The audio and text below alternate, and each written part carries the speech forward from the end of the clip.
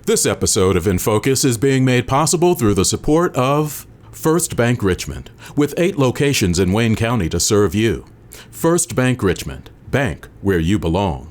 And by Reed Health, offering nationally recognized quality and technology with a personal touch. Reed Health, let's shine together. And by The Leland Legacy, a rich past and a bright future. Live your best life at The Leland Legacy.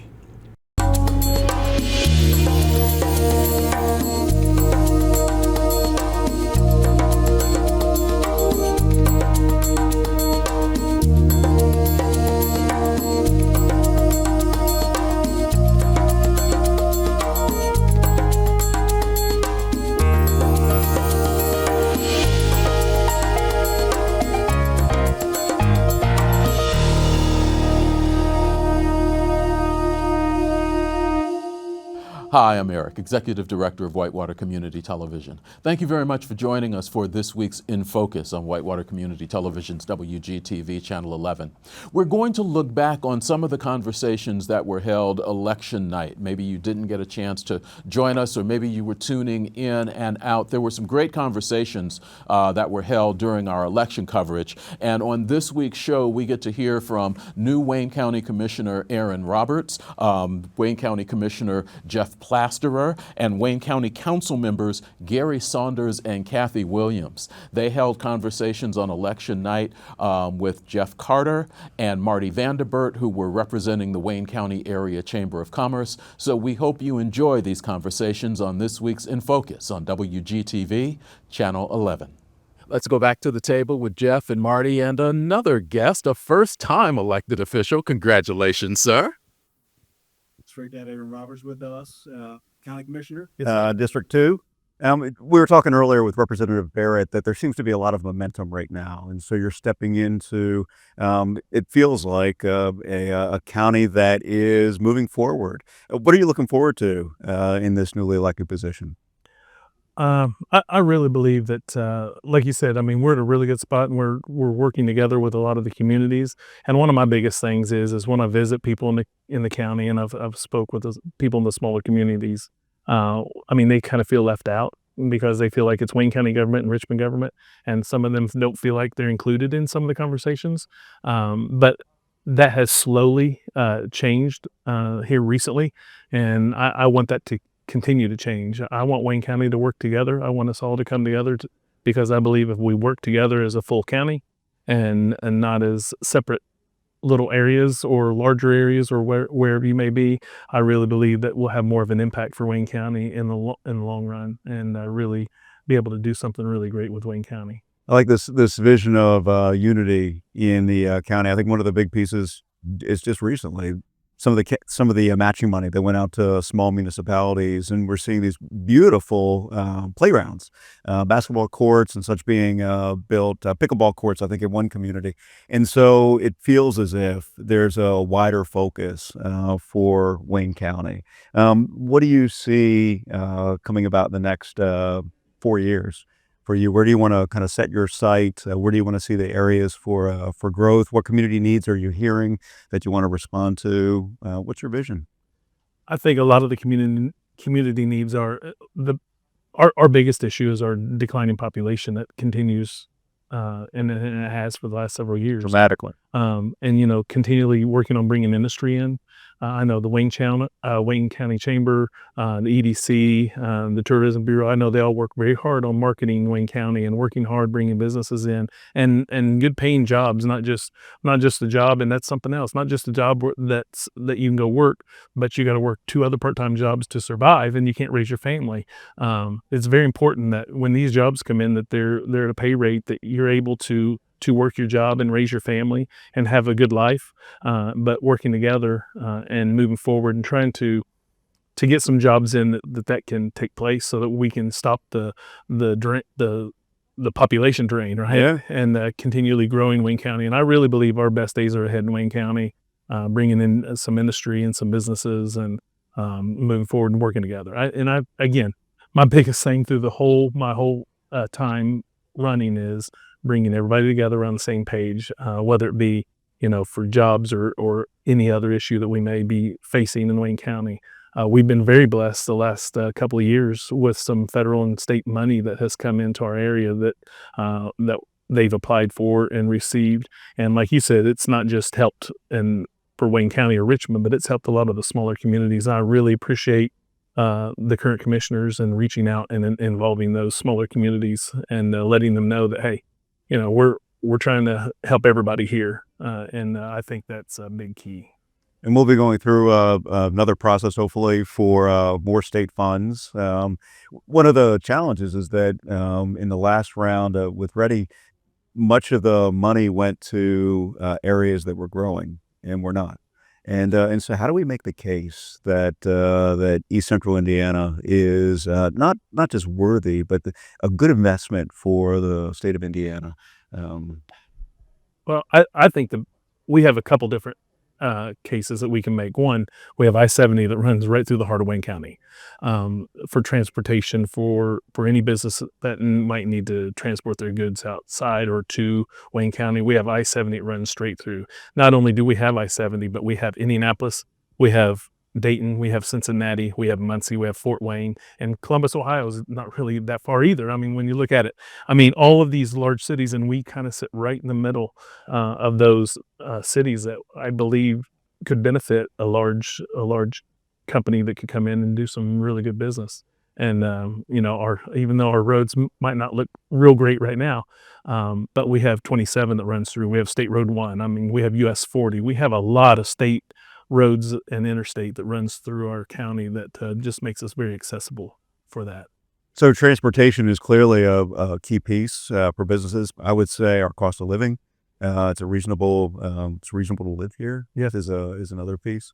Marty, you've worked with EDC, you worked on the Chamber Issues and Advocacy. Clearly, you're tuned in to some of the needs and wants of this community. Yeah, absolutely. These are exactly what Aaron was talking about is what we're looking for, right? Because as an existing business with Belden here in Wayne County, we face these same issues with, trying to, a lot of our employees now are getting to the point where, they want to go spend time with the grandkids and enjoy, what they've worked for their life. And so getting that next generation to come in and take those jobs for the next 30, 40 years is a big challenge. So certainly agree with all of those comments. So, as I was listening to you talk with answered some of Jeff's questions there, I got you were mentioning earlier about what you've been doing over the last couple of weeks and months as you've been preparing to get ready here to take over. Maybe talk to us a little bit about that. It's a little different than some folks in the position that you were in for your role. Yeah, sure.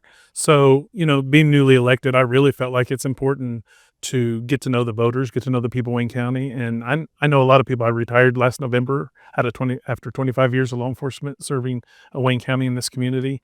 And I really enjoyed that career, got to know a lot of people. But there's a whole lot of people I don't know still. And so last week when the voting centers were open, I went to the voting centers and I spent some time and introduced myself to a lot of voters. And when they found out I was unopposed and I was there anyway, it opened up a lot of conversations, which I had some great conversations, met some wonderful people that I've never met before who live in Wayne County.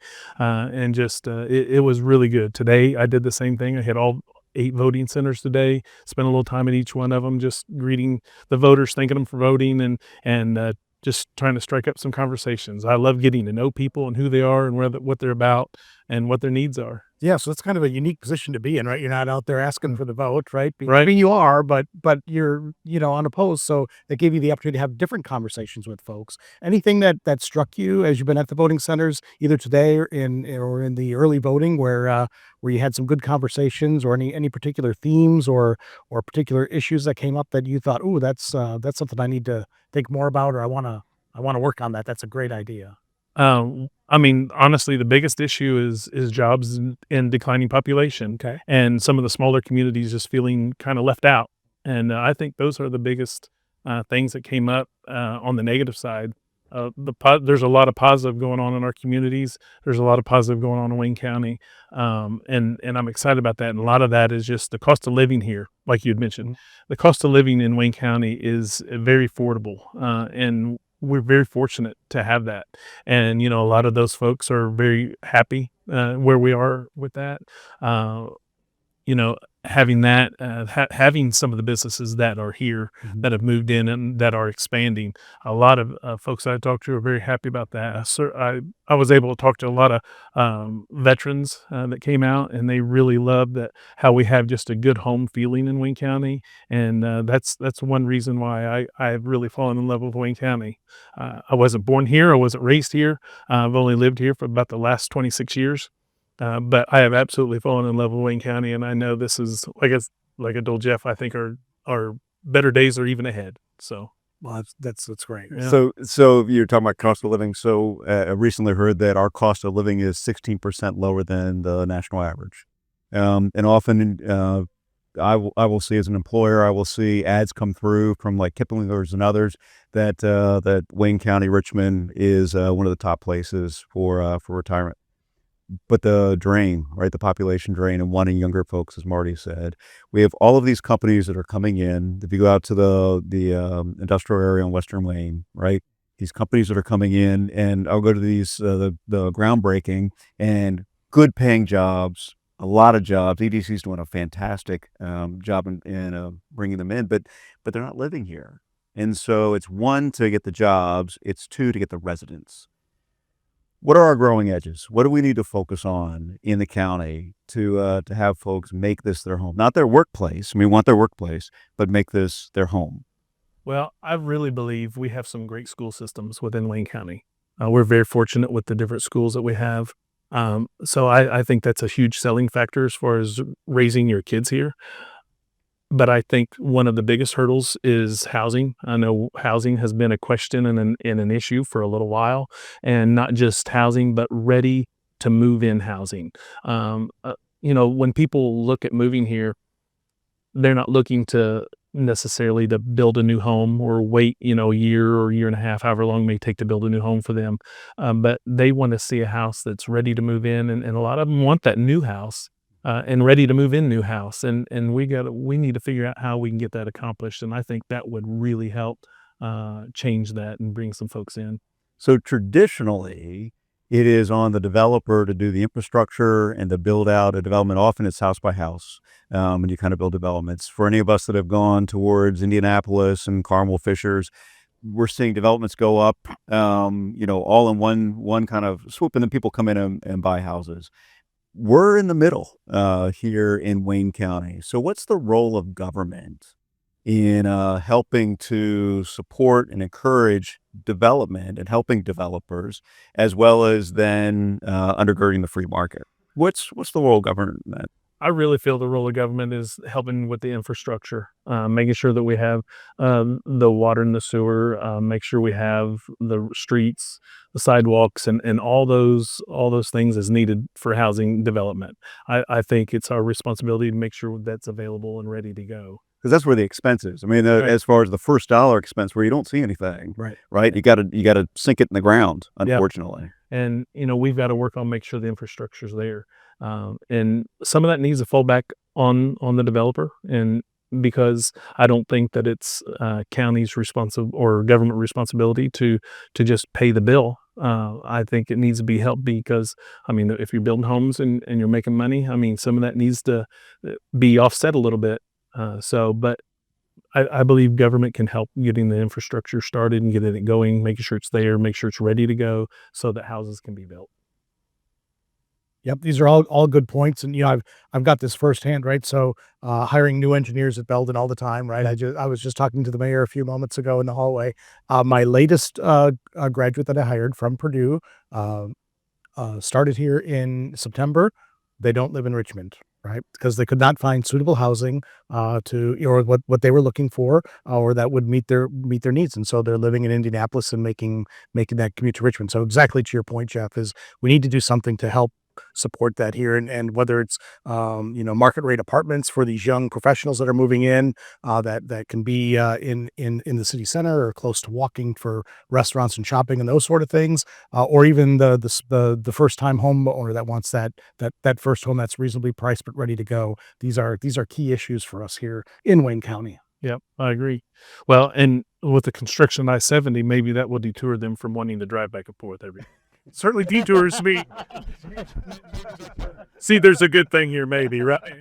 But it would be nice. We know the development that's happening with apartments within Richmond, but to have someone young that, an engineer that you hire that ends up moving into an apartment, stair steps into a first time home, into a family home, and can live their career in Wayne County. I mean, that would benefit all of us. It increases our tax base, gets kids in the school, but most of all, it's about civic engagements like the election, right? It gives someone else an opportunity to be involved in a good community and to add to that common good.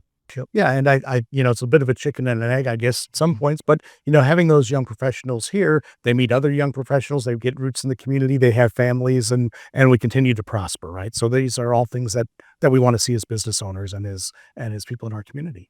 Yeah, it's about building a community, and that's your commitment in law enforcement. I mean, it was about serving the community. Yes. So this is just a continuation of your work before. So congratulations. Look forward to kind of following things these next 4 years as a county commissioner. And thank you for saying yes to the call for elected office and giving up your time and your effort. We appreciate that, Aaron Roberts. Thank you. So we're going to turn it over to Eric as he gives maybe some results. Ooh, yeah.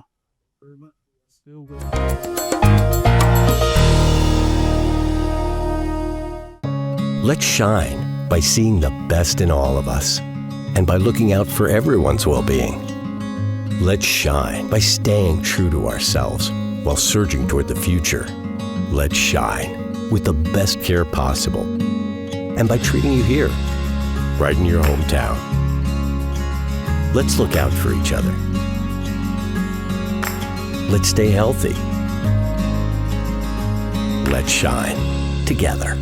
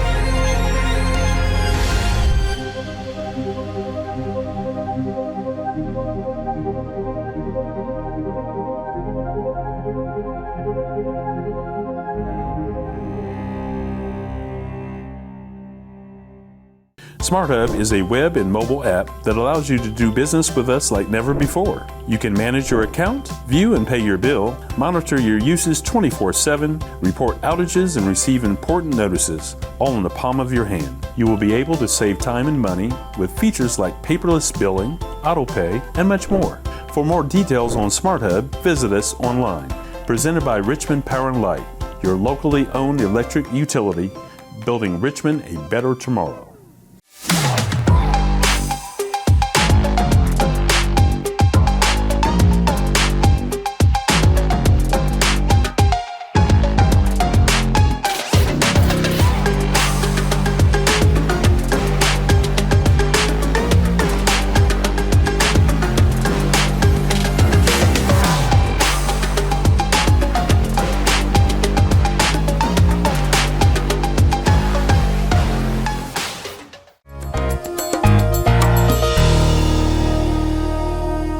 Around the table, we have Jeff and Marty, and they are joined by Commissioner Jeff Plasterer. Congratulations on being reelected, sir. Haven't you seen the returns? Not, but what is it? You run scared or run unopposed or something like that? There's only two ways to run for office, scared or unopposed. There you go. And tonight I'm unopposed. I think we're just going to call it. Congratulations. Don't have to do that. Wait, guys, we have a little power. For the light goes on, more and more will happen. You're allowed to vote. Yeah, that's great. So there's a lot of momentum. I mean, particularly with small communities throughout Wayne County, lots been happening thanks to, in large part, your effort and advocacy. Um, let's talk about the momentum. What's happening, and what you're hearing, what you're hoping to carry into this next term. Well, I think you said it with momentum. I want to keep things moving forward in a positive direction. Everybody working together, pulling, in harness, pulling in the same direction, and moving Wayne County forward. And I think we're in that mode right now. Sometimes we become our own worst enemies, and we need to avoid that. And the way to do that is to collaborate, work together, talk to each other, make sure we understand what each other's challenges and opportunities are, and then help people overcome those challenges and take advantage of the opportunities. For the last, I'll say, 4 or 5 years, we've been moving in that direction. I think reaching back to Steve Borchers and his time with the Wayne County Foundation, and I don't think it was his idea alone, but there was a group of folks who talked about and were able to get Forward Wayne County started as part of the Wayne County Foundation. And since that time, we've been talking to each other. We've been working together. We've been doing everything we can to get more people involved in the process, in identifying solutions and aligning our resources so that they can be as effective as possible. And let's face it, we have limited resources, but if we can align them in the same direction, moving everybody forward and working together, we can make a difference. And I think we're starting to do that. 3 years ago, we started the Hoosier Enduring Legacy Program.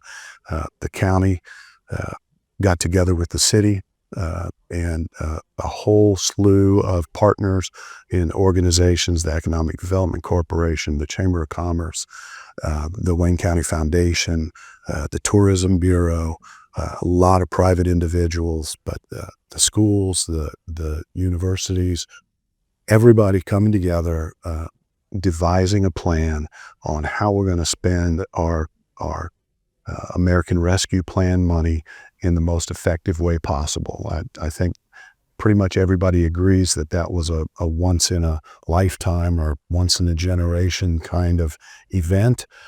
Knock on wood, I sure hope that we don't have another pandemic, right? That drives that kind of response. If I had a voice in whether or not there would be an American Rescue Plan, I don't know that I would have been in favor of putting it in place. But once it was in place, I think the challenge to local elected officials and communities in general is, how can we put these dollars to the best use? We're certainly as entitled to them as anybody else in the country. And so let's make sure that we're spending them effectively, appropriately in this effort. And I think now we're in the implementation phase. We're getting everything aligned. We're accomplishing some things. The county certainly worked very diligently to make sure that the communities that chose to participate, and about half of the communities in Wayne County chose to participate in that process, to make sure that some of the projects that they felt were important were funded, and they have been, and they're getting them, in the ground and completed, and we're making progress. The opportunity with the Lilly funding that has come through Earlham College and is focused on downtown Richmond is just an incredible opportunity. We were able to take funding from various streams, including the HELP program, the state's Ready One program, and combine those to account for the match needed to be eligible for full funding, $25 million from Lilly. That money is starting to be implemented and is going to happen over the next 4 years or so, that's going to make a huge impact on downtown Richmond. And it's going to be enormous, and we need to capitalize on that opportunity to keep the momentum going. So we took the opportunity to apply to Okra for another stellar program. We got the same group together that had been working together for several years. We applied. We were not successful, but I'm committed. I think it's important. I think most of the folks that have participated in this initiative feel like it's important. We've now raised about $75,000 to pay for another planning process. It's going to be run through the Wayne County Foundation. They're going to hire consultants to work with, again, every town that wants to be a part of it is welcome to be at no cost to them. And we will formulate this planning process. Each community will end up with its own strategic investment plan. Those strategic investment plans are opportunities to get bonus points in applying for grants to Okra in particular, but to other funding entities as well. And we need to take advantage of that. We need to get on the same page about what is the next most important thing that we can do as a county, as an individual community, working together, and how do we get that accomplished? And so this is the next step that I think is needed to keep the momentum moving in the right direction. Well, I mean, I agree. You have proof of concept. I mean, Exactly. you think about Wayne County, for Wayne County, it's getting folks together was the first piece, two, identifying problems that we all agree upon, and then finding solutions. Absolutely. That then led us through COVID and bringing in resources to meet that challenge. And then if you do the math, the Earlham grant, it's more money than was needed for that match. When you think about total dollars, and to me, that's amazing. It wasn't a minimalist understanding. It's like, we're going to put as much behind this as possible. And what I like is the projects now, you'll see them named, and immediately construction companies are at work.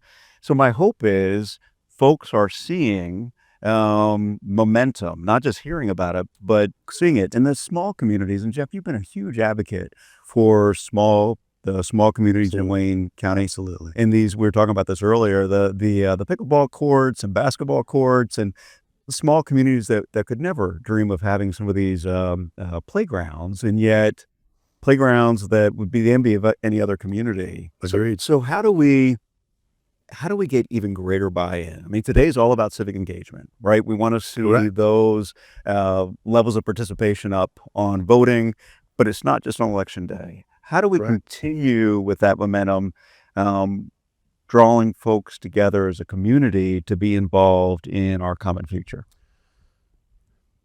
Good question. I think the answer is continued civic engagement, and to design a planning process that encourages people to be involved, to voice their opinion, and to come to meetings, to complete surveys.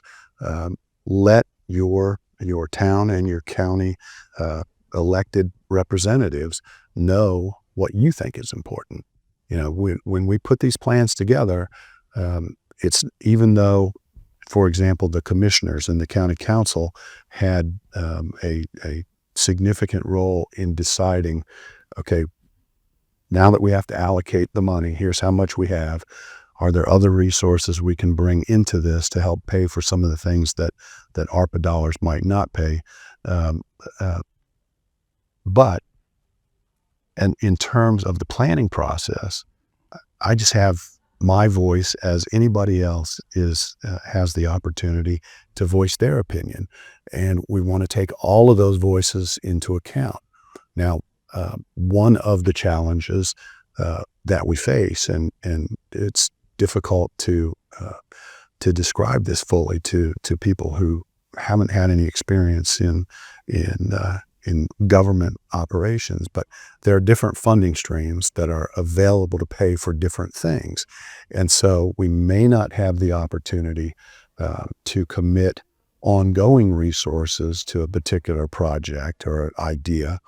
But we may have one-time money that we can spend on at one point in time. Maybe it's bricks and mortar, maybe it's some kind of equipment. One of our help projects is to be able to buy emergency band radios for volunteer fire departments across the county, and to put up radio towers that make sure that there are no dead spots for emergency communications in Wayne County. I think that would surprise people to know that there are some dead spots. There are. Which presents a challenge to our first responders. Absolutely. And this is, a problem that has existed in one way or another for many, many, many years, maybe forever, since, radio communications. And so in large measure, it's due to the topography of Wayne County. And so there are hills and valleys and ridges that impact, how radio waves travel. So you've got to have towers in the right place. Towers are expensive. Radio equipment is expensive. A handheld radio can cost between $5,000 and $8,000 a piece. And we have 250 or 300 volunteer firefighters in Wayne County. So it's a huge number. You add that all up. What we thought initially was going to be $1.5 million is now looks like it's going to be a little over $3 million. And so how do we reallocate resources to be able to do that project, finally address that issue, get us on the state emergency communication system so that we can not only communicate with each other in Wayne County, but also communicate with the state police and the state emergency management people and folks in the next county over, so that we can collaborate. So it's an important issue that many people may not recognize as that important of an issue. And so we have those challenges to address all the time. Obviously, everybody's not going to agree on what's the most important project for us to take on. But we want to hear from people. What do you think is the most important project? So this planning process will take most of 2025, and it should result in information that's necessary to put towns and the city and the county in a position to be able to apply for funds, whether they be federal or state, and to align our own resources so that we can complete as many of these projects as we're able to. So I think all of this puts us in a great position. It's been long overdue. We need to be more proactive, less reactive, and all of that requires talking to each other about what are the challenges, what are the most important things for us to address. Yeah, and I'd like to think that success begets success, right? So I'm sure somewhere in the county, somebody's been complaining about this radio situation for 30 years. I ain't never going to do nothing about it. And now we've done something about it because people came, their voice was heard, and we were able to do something about it. I think it speaks volumes to what we're trying to do. To your point, Jeff, come and give us those opinions, answer those surveys, participate in the process, because we are now seeing that these things are happening, right? It's not just the big flashy things that are happening. It's the needed services, important things, even behind the scenes that really make a difference that we can now fund and work with. So I think very important for people to get out and participate in that. How does that typically happen, Jeff, for folks that maybe don't know how that process happens? How do you get your voice heard? Well, I'll tell you, I can tell you how we did it through the help process. And I suspect it will be similar for this new process, but it's not designed yet. So in the help process, we had meetings in each of the towns that participated, public meetings with the town councils. I went out to all of them and facilitated discussion and heard from people. We had a list of questions, how do you answer this? Each person answered those questions for themselves. Then they met in small groups and discussed with each other from, other people in their town, which of these are the most important things for us to do, so that there was some consensus. And then the whole group looked at what the responses had been and gave their stamp of approval or voiced their difference of opinion until some consensus was reached around what were the most important things. Now, you probably have all been involved in something where you take little dots of paper, colored dots, and you vote with those colored dots. And so we did a lot of that, so we came up with multiple plans, one for each town that was at the sole discretion of members of the town, and then one for the city of Richmond, of course, and then one for the county, which took into account all of the recommendations, all of the ideas that had been generated all across the county, and then we prioritized those projects, those ideas. And a lot of times it was just an idea. Okay, so emergency communications maybe was an idea. Animal welfare was an idea. Housing was an idea. But an idea doesn't come with a price tag and an implementation plan. And so the committees that were formed took those ideas and tried to define a specific project that lent itself towards that idea, and develop a budget. Sometimes they were spot on, sometimes they were way off base, as we found. But until you know what something is going to cost, you don't know if you have the resources to even begin to try to implement it. So we had to take that step, and so as we finally identified what is the actual final cost, what's the final project, and what's the final cost, then we had to reallocate some of those dollars to make sure that we could do as many of them as possible. So, but 33 projects, all of them funded. And all of them on the road to implementation. Something that you said that struck me is you said, I went after those communities. I was recently traveling these last few days, and there was a political ad in a different state, and the politician was talking about getting out to all these communities as if it's something that politicians don't do. And I thought, well, I know a bunch of politicians that are neighbors that do that regularly, and you definitely are connected to this community in the way you build those conversations. And so, Jeff Plasterer, thanks for being here tonight. Congratulations. We'll announce it. I'm holding off. I hold on a celebration and put it like official announcement. Maybe Eric has that, but today, so I'm feeling pretty good about my chances. So good. Well, it's great having you, and thank you. Congratulations early. Good to see you.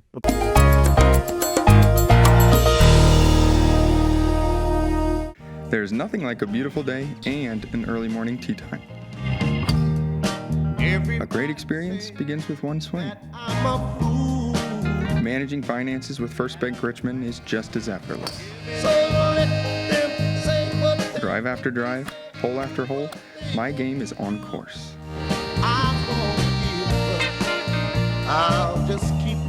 First Bank Richmond, this is where I belong. No person should ever experience illegal discrimination, but if it does happen, you can report it to the Indiana Civil Rights Commission. At ICRC, we enforce civil rights laws and investigate complaints of unlawful discrimination to ensure all Hoosiers and visitors to Indiana have access to equal opportunities. If you feel you've been a victim of unlawful discrimination, please call us or visit our website to file a complaint.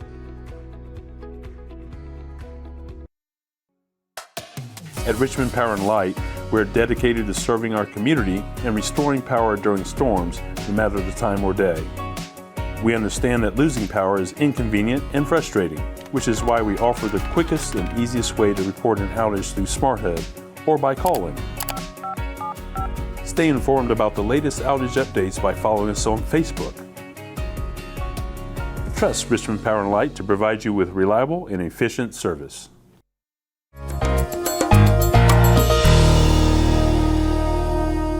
We're going to go back to the table. Jeff, who has been doing a great job this evening. Thank you very much. Jeff and Marty have been handling the table. Jeff's going to handle this as he talks to Gary Saunders and Cathy Williams. So Gary and Cathy, it seems like there's a lot of momentum right now. We've been talking about that tonight with different elected officials, and it seems that Richmond, Wayne County, an awful lot of momentum, whether it's big projects or just some of the small projects that are happening in smaller municipalities.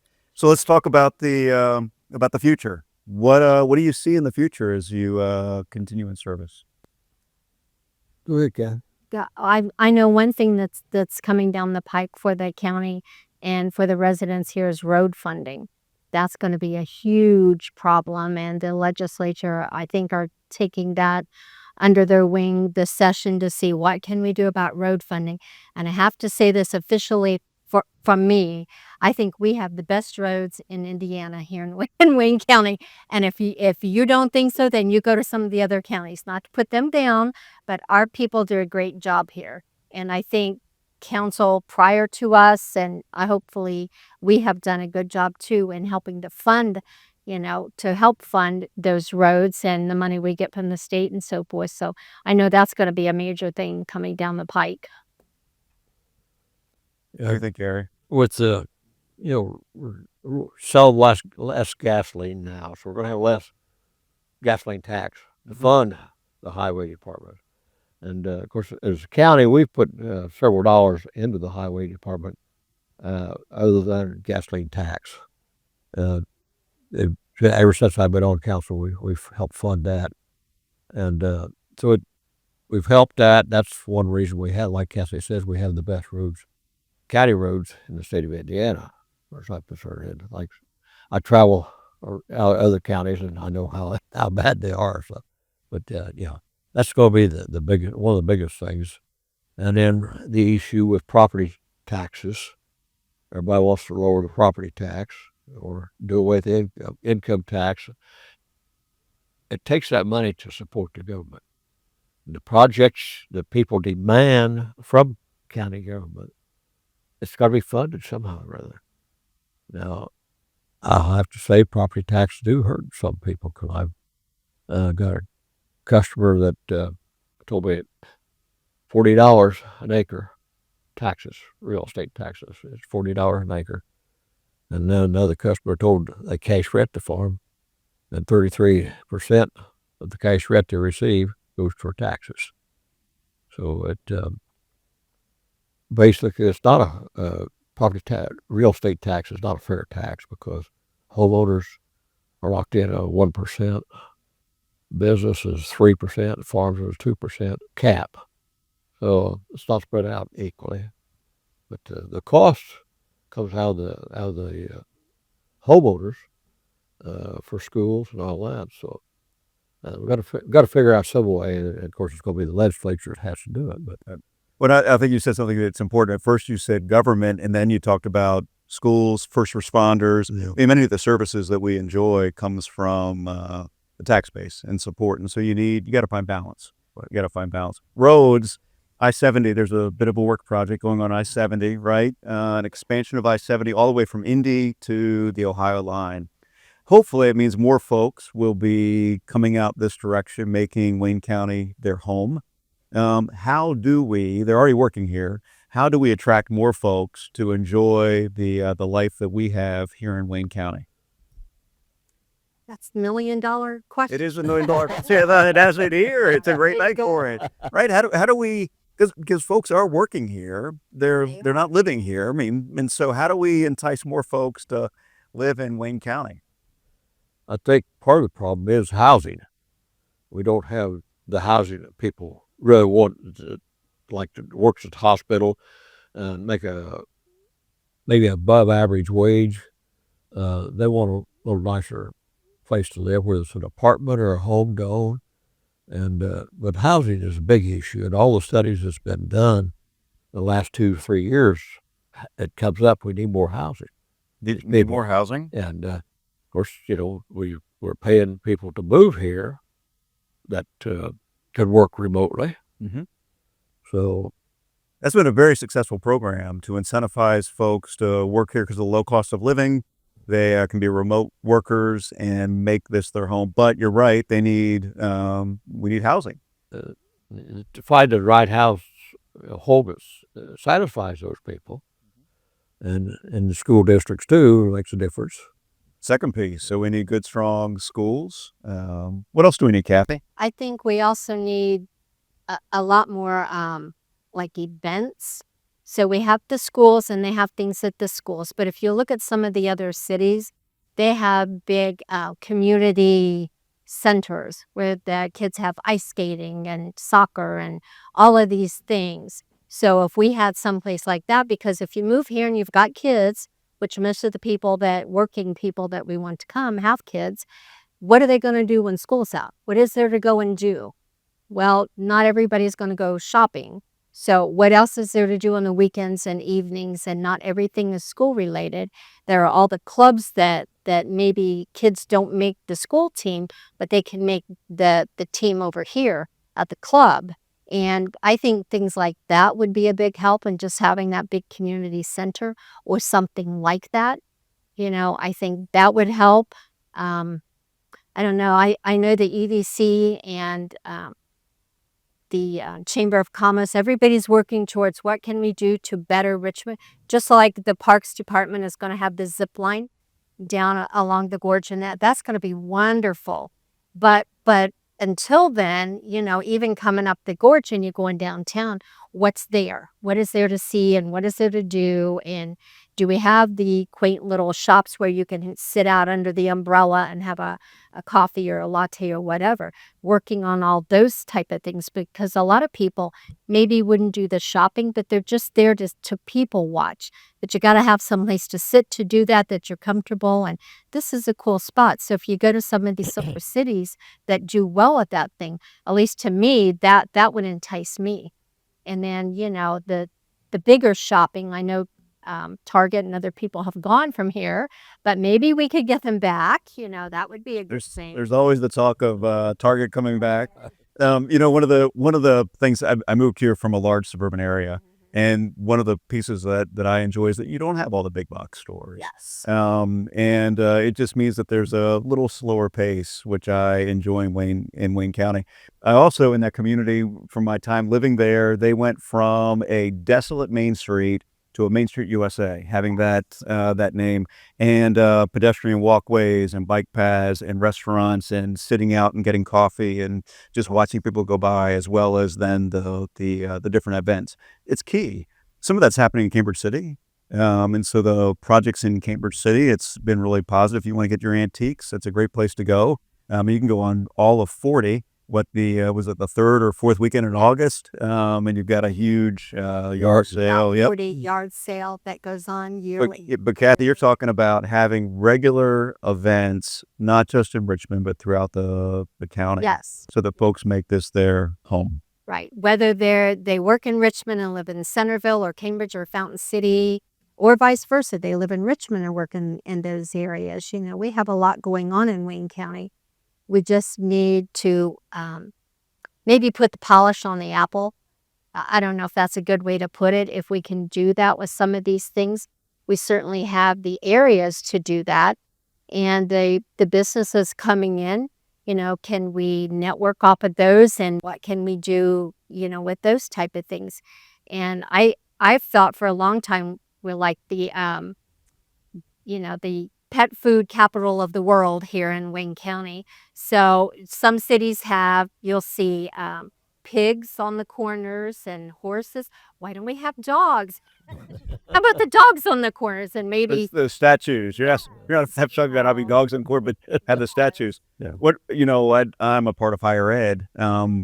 We have 5 educational institutions, higher ed. Yes. And so one of the pieces that the presidents and chancellors are working at is being a knowledge town, not a college town, yes, right? But being a knowledge town. Because if you put all the schools together, I think we're the second largest employer behind Reed when it comes to employees, and about 10,000 students that are connected. wow, So what does it mean for Wayne County to be a knowledge town. And the hope is some of those young folks, if they're not from this community, might come here for school and then stay, make this their home because of what they see. But it's not just about the towns or the city. It's also about all of this wonderful farmland we have.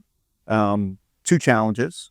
One is rural internet, and that's something we've talked about is rural internet. So any ideas on what to do to strengthen internet in the rural community outside of the cities? That's going to be a hard sell, I think, without a lot of money, federal money or grants, because the distance between the homes and out in the county is the problem. If they had a house every 500 feet, well, they'd run. You just trench and run a lot. They'd run it right now. And we have fiber optics in the economy, but outside, unless you're on that line coming to the economy, you don't have it. And just got a dish on your tower, and that's how you get it now. Of course, I'm not real computer savvy, but I'm not worried about the speed that most people are worried about, the high speed, and myself, I don't worry about it. But kids today with education, that is the real pressure. We learned in COVID the need for good, strong rural internet because kids couldn't get to school during COVID, and that type of education has continued in some places. And so you're right, Gary. You may not be as interested in the high speed, but we need to get it out there in the rural community, and it's a huge challenge. Yeah. Well, the farmers depend on the computer so much anymore for different things too. And Absolutely, they need the high speed there. Of course, they got GIS on their machines and pretty well drive themselves. You know what I'm saying?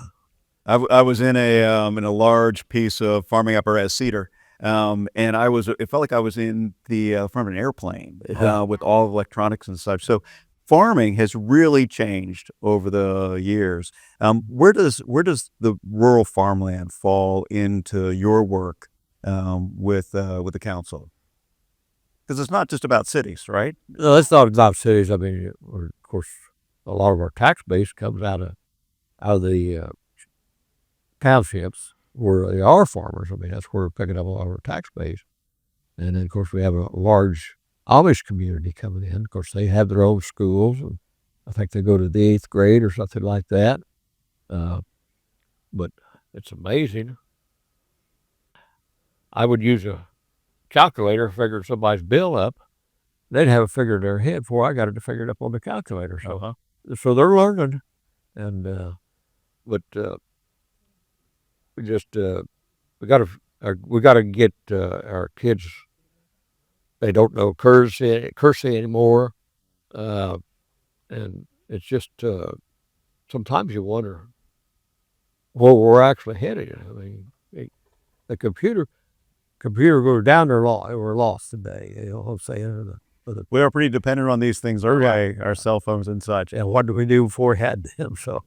Well, and we talked with one another, I think, about that civic engagement and how do we engage one another, not only during election day, but just engage one another regularly. How do we show compassion? The Chancellor of IU East was talking about this earlier. How do we show great kindness and compassion? Because all the emojis in the world don't show that. Nope. You gotta. Sorry, but they don't. It's all about. Well, thanks to the two of you for saying yes to elected office. For serving our community, having a broader vision, particularly for so many of these strong, smaller communities within Wayne County.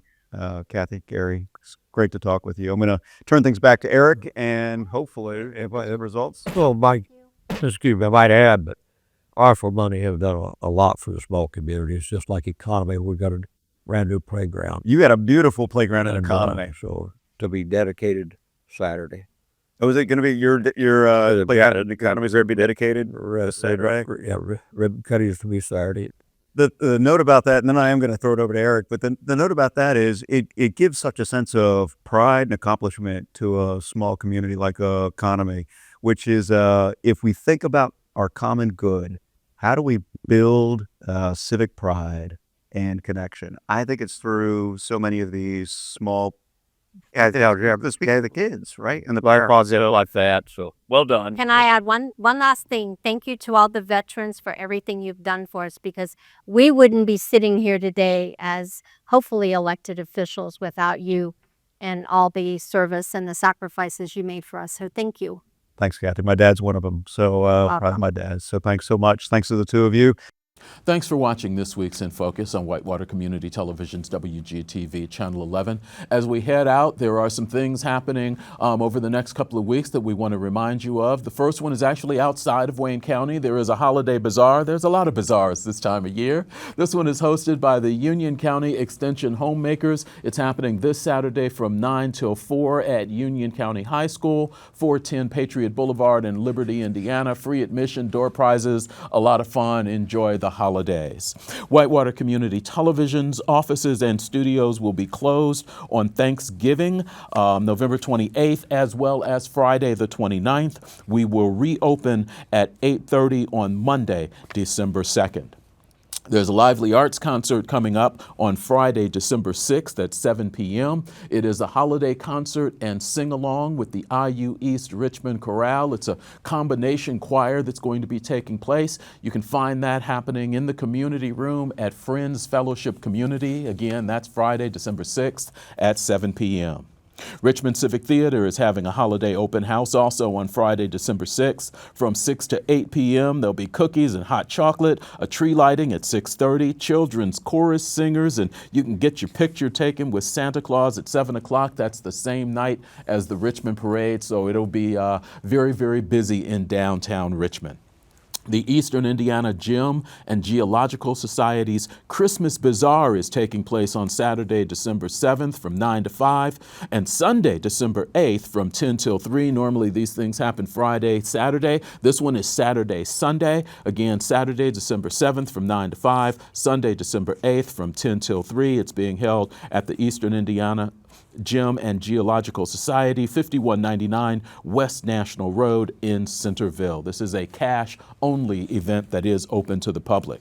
And the Wayne County Genealogical Society is having their annual Christmas Bazaar. That's coming up on December 13th and 14th from 10 till 4 each day. You'll be able to see Mrs. Claus on the 14th from 10 until 1. This is taking place inside First Friends Meeting. That's 2010 Chester Boulevard in Richmond. And we will have someone from the Wayne County Genealogical Society join us on next week's In Focus. Thanks for watching this week's In Focus on Whitewater Community Television's WGTV Channel 11. Hope you have a great week. As always, I wish you well.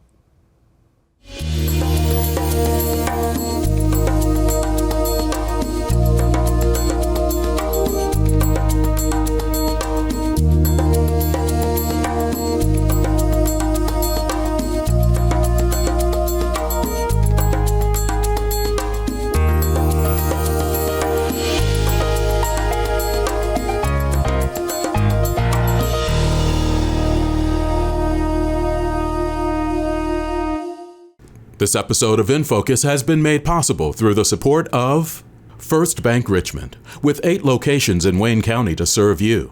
First Bank Richmond, bank where you belong. And by Reed Health, offering nationally recognized quality and technology with a personal touch. Reed Health, let's shine together. And by The Leland Legacy, a rich past and a bright future. Live your best life at The Leland Legacy.